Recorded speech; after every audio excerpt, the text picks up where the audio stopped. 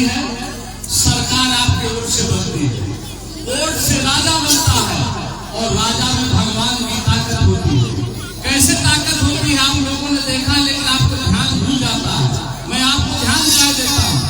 आपने 2014 में, 2019 में, 2024 में मोदी को प्रधानमंत्री बनाया, और जब आप लोगों ने बनाया 2014 में, तो 2016 में 2 साल बाद मोदी जी ने ऐलान किया कि आज 8 नवंबर 2016 को कि आज रात 12 बजे से 1500 के नोट बंद हो गए। सभी माताओं को याद होगा, सभी मेरे भाइयों को याद होगा, मोदी जी ने ऐलान किया कि आज रात 12 बजे से 1500 के नोट बंद हो गए।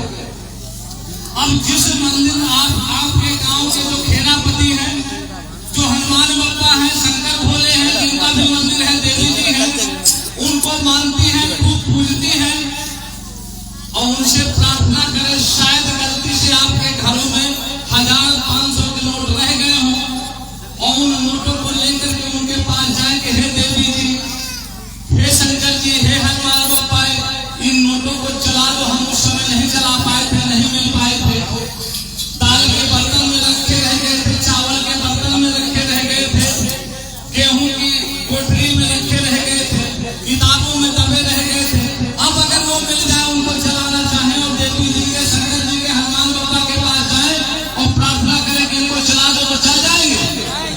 और अगर मोदी जी चाहे तो चल जाएंगे, मोदी जी चाहे तो चल जाएंगे। तो ताकत कहाँ है? वोट में। ये ताकत कहाँ है?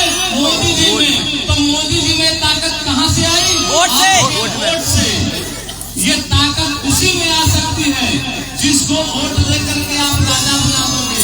ये ताकत सुकन्या जी में भी आ सकती है, ये ताकत मोहन कुशवाहा में भी आ सकती है, ये ताकत जयराम मुखिया में भी आ सकती है। जिसको वोट देकर के आप राजा बना दोगे, ये ताकत उसी में आ जाएगी। तो जब आपको पता है कि वोट से राजा बनता है, और राजा में भगवान की ताकत होती है, देश की चलती हुई करेंसी को रोक दिया, तो हम दूसरे को राजा क्यों बनाए? हम स्वयं क्यों राजा बन जाए?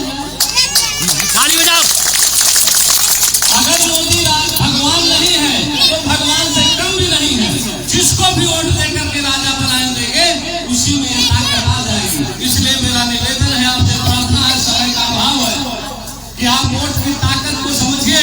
आप गांव से जुड़े लोग हैं, आपके 10 जानवर हैं, और सभी 10 जानवरों को बांध करके अलग अलग भूसा और सानी खिलाती है ना। अगर एक साथ भूसा और सानी खिलाएं, तो अगर सभी 10 जानवरों को एक जगह भूसा और सानी खिलाएं तो खा लेंगे। उनमें से एक जो सबसे ज्यादा दबंग होगा वही खाएगा, बाकी 9 उसको देखेंगे।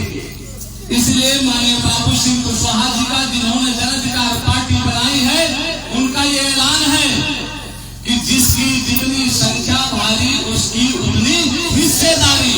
यानी जितनी भी इस देश में जातियां हैं, जातियों के हिसाब से सबको उनके हक और अधिकार दे दिए जाए।